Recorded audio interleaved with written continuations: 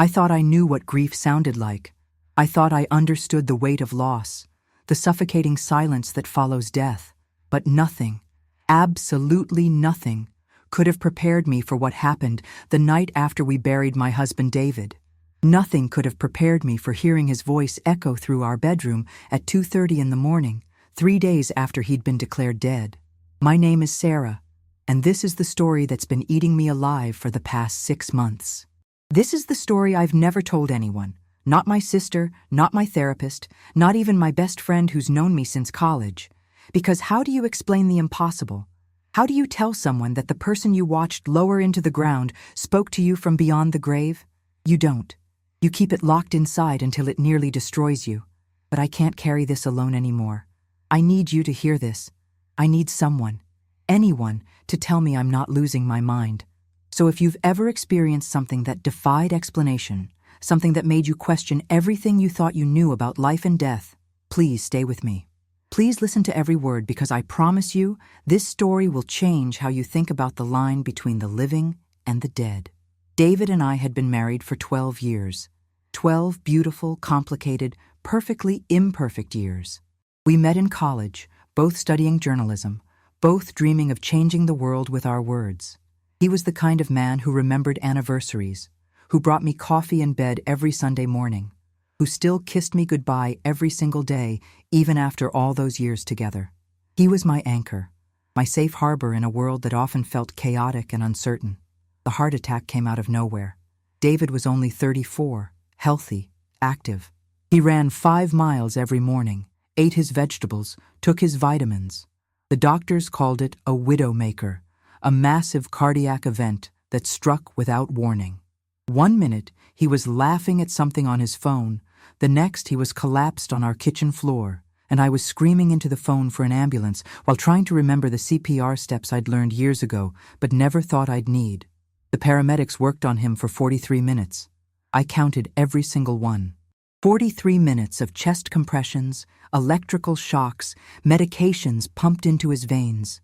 43 minutes of me standing in the corner of our kitchen, watching strangers fight for my husband's life while I felt my own world crumbling around me. When they finally called it, when the lead paramedic looked at me with those pitying eyes and said those words that would haunt me forever, time stopped completely. The next 3 days passed in a blur of funeral arrangements, casseroles from neighbors, and relatives flying in from across the country. Everyone kept telling me how strong I was being, how proud David would be of how I was handling everything. But the truth was, I wasn't handling anything. I was moving through the motions like a robot, making decisions about flowers and music and burial plots, while my heart felt like it had been ripped from my chest. The funeral was beautiful. David would have hated it. He always said he wanted to be cremated, scattered somewhere meaningful, not buried in some fancy cemetery with a headstone that cost more than our first car. But his mother insisted on a traditional burial, and I didn't have the strength to fight her. I just wanted it all to be over. I wanted to go home, crawl into bed, and pretend that none of this was real. That night, after the last mourner had left, after I'd finally convinced my sister Karen that I'd be okay alone, I found myself standing in the doorway of our bedroom. David's pillow still held the faint scent of his cologne. His reading glasses were still on the nightstand, folded neatly next to the book he'd been reading the night before he died. Everything was exactly as he'd left it, but he was gone forever. I must have stood there for an hour, maybe longer, just staring at that empty bed.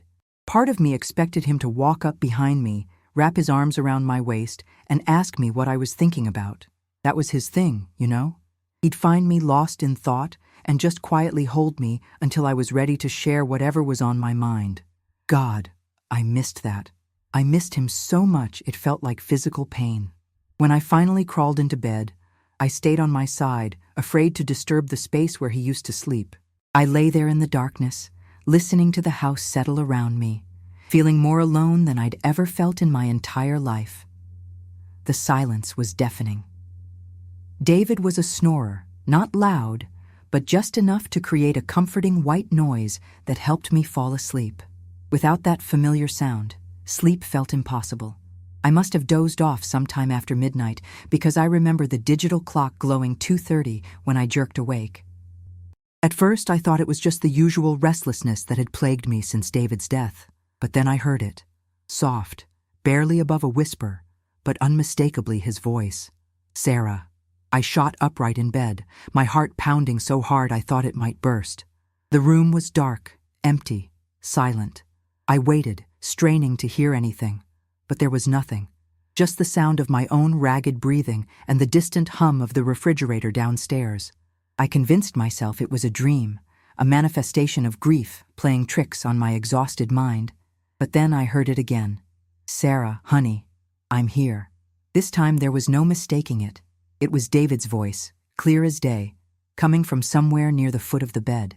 I fumbled for the lamp switch, flooding the room with harsh yellow light. Nothing. The room was empty, except for me and my grief, and the impossible sound of my dead husband's voice. I want to pause here and ask you something. Have you ever experienced something that defied all logical explanation? Something that made you question your own sanity? Because that's exactly how I felt in that moment. I was a rational person, a journalist trained to question everything, to seek facts and evidence. But there I was, hearing my husband's voice 3 days after I'd watched them lower his casket into the ground. I know you can hear me, his voice continued, and I swear I could feel his presence in the room. I know this is impossible, but I need you to listen. I should have been terrified. Any normal person would have run screaming from that room. But instead, I felt a strange sense of peace wash over me. This was David, my David, the man who had been my everything for 12 years. Even if it was impossible, even if it meant I was losing my mind, I needed to hear what he had to say. David, I whispered into the darkness, is that really you? It's me, sweetheart. I'm so sorry I had to leave you. I'm so sorry about everything. The tears came then, hot and fast, streaming down my face as I sat there in our bedroom talking to my dead husband. I felt crazy and comforted and terrified all at the same time. But mostly I felt relieved. Relieved that somehow, impossibly, he was still with me. I don't understand, I said, my voice breaking. How are you here? How is this possible? I don't know, he replied, and I could hear the confusion in his voice. I just know that I couldn't leave you. Not like this. Not without saying goodbye properly. We talked for hours that night. He told me about the moment he realized he was dying, how his only thought was of me, of how sorry he was to leave me alone. He told me he'd tried to fight it, tried to come back, but his body had given out. He said he'd been watching me at the funeral, proud of how strong I was being, heartbroken that I was going through it alone. I saw you talking to my mother, he said, and I could hear the smile in his voice. I saw you bite your tongue when she insisted on that ridiculous flower arrangement. You were so patient with her, even though I know you wanted to tell her exactly what you thought of her tacky funeral taste. That made me laugh despite everything. It was such a David thing to notice, such a David thing to find humor in even the darkest moments. He always said laughter was the best medicine, even when there was nothing funny about the situation. I need to tell you something, he continued, his voice growing more serious. Something I should have told you years ago. My stomach dropped. In all our years together, David had never kept secrets from me. We prided ourselves on our honesty, on the complete transparency we shared. What could he possibly have hidden from me? Remember when we were trying to get pregnant? He asked. Remember how we tried for 2 years with no success? Of course I remembered. It had been one of the most difficult periods of our marriage. Month after month of disappointment, of hope followed by crushing defeat. We'd gone through every test, every procedure, every possible explanation.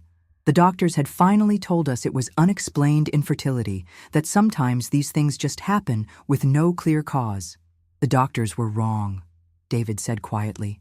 It wasn't unexplained. It was me. I felt like I'd been punched in the stomach. What do you mean? I had a vasectomy when I was 22, he said, his voice heavy with shame. I was young and stupid and thought I never wanted kids. I was with Rebecca then, and we were both so sure we didn't want children. When we broke up, I meant to get it reversed, but I kept putting it off. And then I met you, and you were so amazing, and I was terrified you'd leave me if you knew. Rebecca, his college girlfriend, the one he'd dated for 3 years before we met. I'd always been a little jealous of her, of their shared history, but I'd never imagined anything like this. So when we started trying, he continued, I panicked. I couldn't tell you the truth, couldn't admit that I'd been lying to you for years. I thought maybe I could get the reversal done secretly, but the doctors said the chances of success were minimal after so many years. So I just kept lying, kept letting you blame yourself, kept letting you go through all those tests and procedures when I knew the whole time it was my fault. I sat there in stunned silence, trying to process what he was telling me. All those years of thinking there was something wrong with me, of wondering if I was somehow defective, of watching my friends get pregnant while I remained empty. All those years of David holding me while I cried, comforting me through my disappointment, when he knew exactly why we couldn't conceive. I'm so sorry, he said, and I could hear him crying. I'm so sorry I lied to you. I'm so sorry I let you suffer. I wanted to tell you 1,000 times, but I was such a coward. I was so afraid of losing you. The anger hit me like a physical blow. 12 years of marriage, and he'd been lying to me about something so fundamental, so important. 12 years of letting me believe I was the problem, that my body was somehow failing us both. The betrayal was staggering. How could you? I whispered, my voice shaking with rage. How could you lie to me for so long? How could you watch me blame myself and say nothing? I know, he said. I know I was wrong. I know I should have told you. I thought about it every single day. But I was such a coward. I was so afraid you'd leave me. You should have told me, I said, tears streaming down my face. You should have given me the choice. You should have trusted me enough to be honest. I know, you're right, and I'm so sorry. I'm sorrier than you'll ever know. I sat there in the darkness, wrestling with emotions I couldn't even name. I was furious with him, heartbroken by his betrayal, but also somehow relieved to finally know the truth. For years, I'd carried the secret fear that I was somehow broken, that my body was failing me in the most fundamental way. Now I knew it wasn't my fault, wasn't my failure. There's something else, David said softly. Something I found out after I died. I braced myself for another revelation, another secret that would shatter what I thought I knew about my husband. The reversal surgery I had done secretly last year? It worked. My heart stopped. What? I couldn't take the lying anymore. I couldn't watch you suffer. So I got the reversal done while you were visiting your parents last Christmas. I told you I had to work, remember? I was going to surprise you on our anniversary. I was going to tell you everything and show you the doctor's report and beg you to forgive me. Last Christmas. I remembered that trip to see my parents, how disappointed I'd been that David couldn't come with me. He'd said he had a big project deadline, that he couldn't get away. I'd been hurt, but I'd understood. Or thought I had. The surgery was successful, he continued. We could have had children, Sarah. We could have had the family we always wanted. But I died before I could tell you. I died before I could make things right. The cruelty of it hit me like a tsunami. Not only had he lied to me for years, but he'd finally fixed the problem and died before he could tell me. We could have had children. We could have had the family we'd dreamed of. But instead, I was alone, childless, and now widowed. I'm so sorry, he said again. I'm so sorry for all of it. I'm sorry I lied. I'm sorry I died. I'm sorry I left you alone. I'm sorry for everything. I didn't know what to say. I was angry and heartbroken and confused and strangely grateful all at the same time. Part of me wanted to scream at him, to tell him how much his lies had hurt me. But another part of me was just grateful to have him back, even if it was impossible, even if it couldn't last. I need you to know something, David said, his voice growing fainter. I need you to know that you were the best thing that ever happened to me. You were my everything, Sarah. You were my whole world. You were mine too, I whispered. You still are. I need you to live, he said. I need you to find happiness again. I need you to find love again. The thought of being with someone else, of loving someone else, felt impossible. David was my soulmate, my other half. How could I ever replace him? I can't, I said. I don't want anyone else. I only want you. I know it feels that way now, he said gently. But you have so much love to give, so much life to live. You're only 33, Sarah. You have decades ahead of you. Don't spend them alone because of me. But I love you, I said, the words torn from my heart. I'll always love you. And I'll always love you too, he replied. But love isn't meant to be a prison. It's meant to be a gift. The love we shared, the happiness we had, that's something to celebrate, not something to be buried with me. I knew he was right, even though I didn't want to admit it. David had always been the wise one in our relationship, the one who could see the bigger picture when I got lost in the details. Even now, even in death, he was trying to take care of me. I don't know how to live without you, I admitted. One day at a time, he said. One breath at a time. And remember, I'm not really gone. I'm in every sunset we watched together, every song we danced to, every inside joke we shared. I'm in the way you laugh when something strikes you as funny, the way you scrunch your nose when you're thinking hard. I'm woven into who you are, Sarah. Death can't change that. I could feel him starting to fade, his voice growing more distant. Are you leaving me? I asked, panic rising in my throat. I have to, he said sadly. I can't stay. This isn't how it's supposed to work. But I needed to say goodbye properly. I needed to tell you the truth. I needed to make sure you knew how much I love you. I don't want you to go, I said, tears streaming down my face. I'm not ready. You're stronger than you know, he said. You're going to be okay. You're going to more than okay. You're going to be amazing. David, I called out, but I could already feel his presence fading. David, please don't go. I love you, Sarah Elizabeth Morrison, he said, using my full name the way he always did when he was being serious. I love you with everything I am, everything I was, everything I'll ever be, and I need you to promise me something. Anything, I said. Promise me you'll live. Promise me you'll find happiness again. Promise me you won't spend your life mourning me. I promise, I whispered, even though I wasn't sure I meant it. And promise me you'll forgive me. For the lies, for the secrets, for leaving you alone. Promise me you'll forgive me. That was harder. The hurt was still so fresh, the betrayal still so raw. But this was David, my David, asking for my forgiveness. How could I deny him that? I forgive you, I said, and as the words left my lips, I realized I meant them. I forgive you for everything.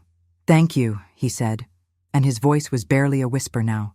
Thank you for 12 beautiful years. Thank you for loving me. Thank you for being my wife. David, I called out one more time, but he was gone. I could feel it, the complete absence of his presence. I was alone again, sitting in our bed, surrounded by the silence that had haunted me for days. I sat there until dawn, replaying every word of our impossible conversation. Part of me wondered if I'd imagined it all, if grief had finally pushed me over the edge into madness. But I knew what I'd heard. I knew David had been there with me, had spoken to me, had said goodbye. The next morning, I called in sick to work and drove to David's office. I still had his keys, still had access to his desk. I needed to see if there was any evidence of what he'd told me, any proof that the reversal surgery had actually happened. I found it in his desk drawer, hidden beneath a stack of old invoices. A medical report dated 3 months ago, confirming that the vasectomy reversal had been successful. There was also a note in his handwriting, clearly meant for me, but never delivered. It read, Sarah, I know I should have told you years ago. I know I should have been honest from the beginning, but I was a coward, and I was afraid of losing you. I'm sorry for all the pain I've caused you. I'm sorry for all the lies. I hope you can forgive me. I love you more than words can express. Happy anniversary, David.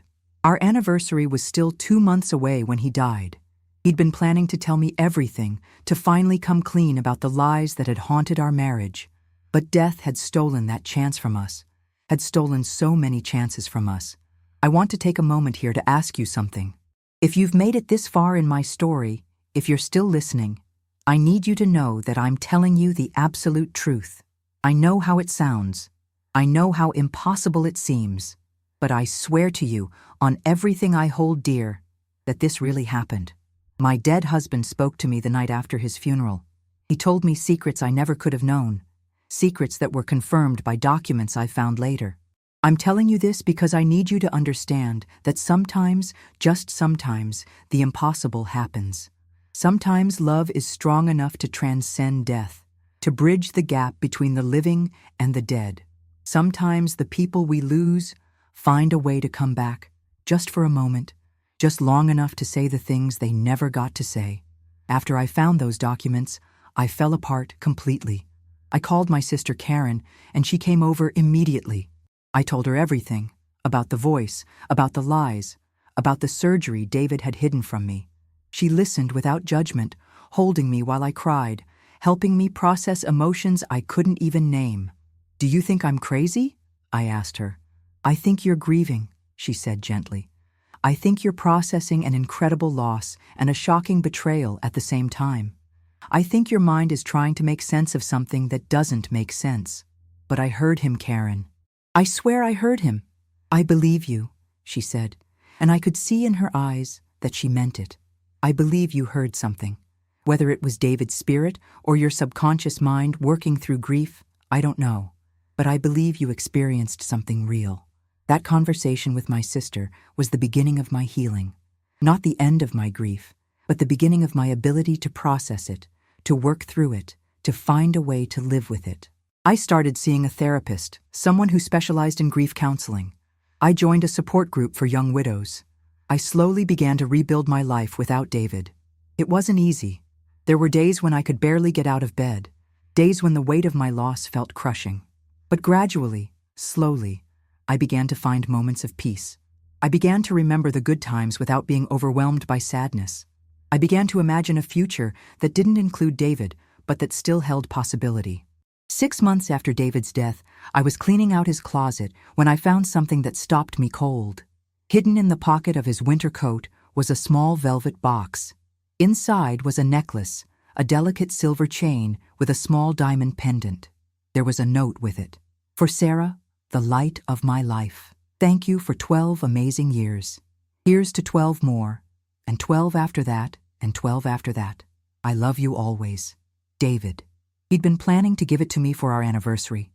He'd been planning to tell me about the surgery, about his lies, about everything. He'd been planning to start fresh, to begin again with honesty and trust. But death had stolen that chance from us. I wore the necklace to his grave that day. I sat by his headstone and talked to him, told him about my therapy, about my grief group, about the small steps I was taking toward healing. I thanked him for coming back to say goodbye, for finally telling me the truth, for giving me the gift of closure. "I'm trying to keep my promise," I told him. "I'm trying to live.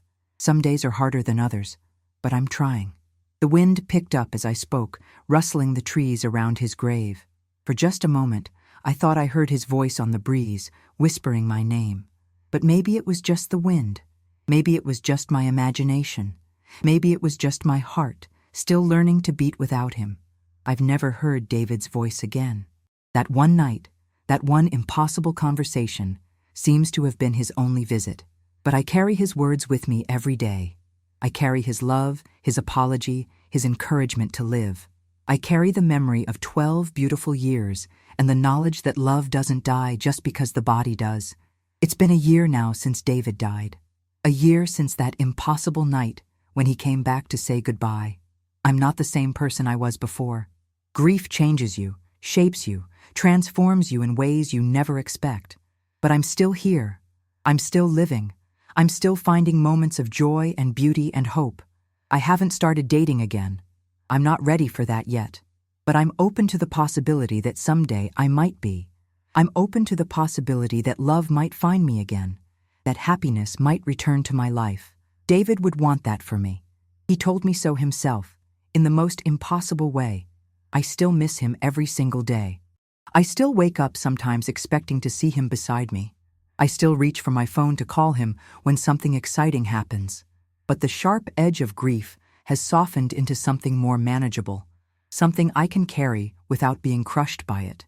I'm telling you this story because I want you to know that if you're grieving, if you're struggling with loss, if you're wondering how you'll ever survive without someone you love, you're not alone. Grief is hard.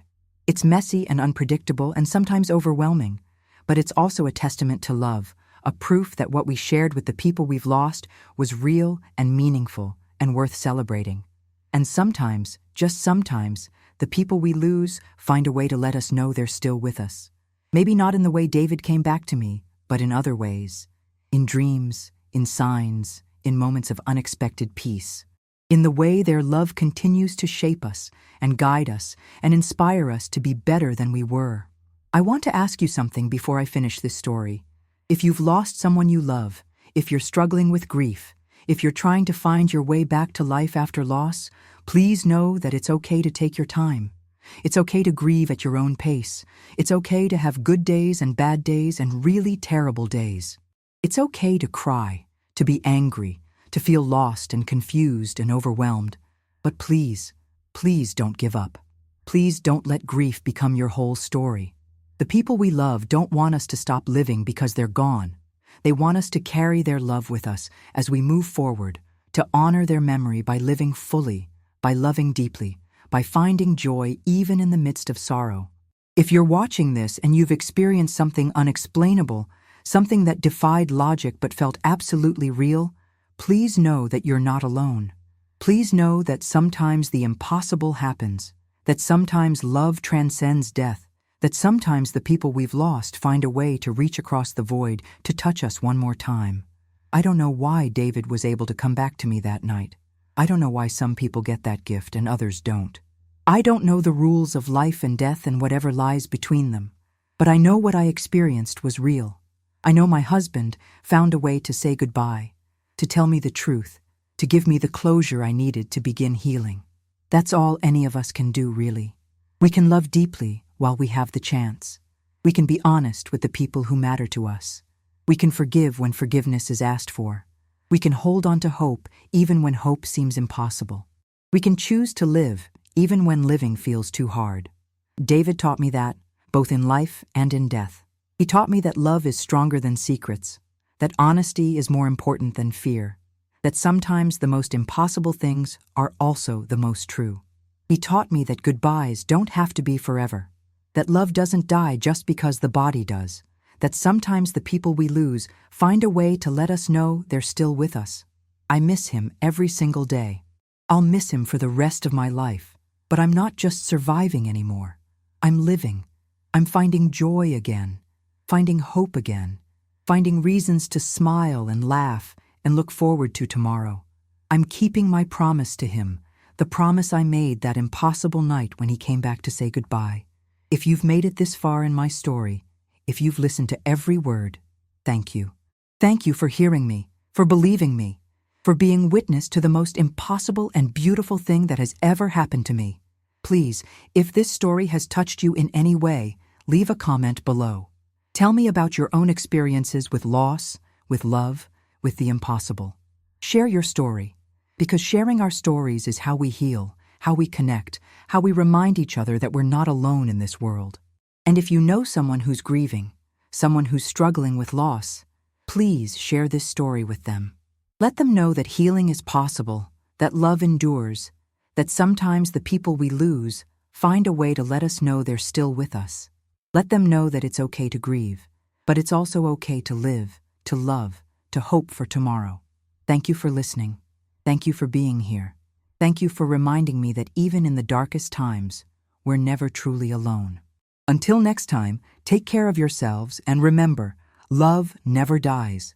It just changes form.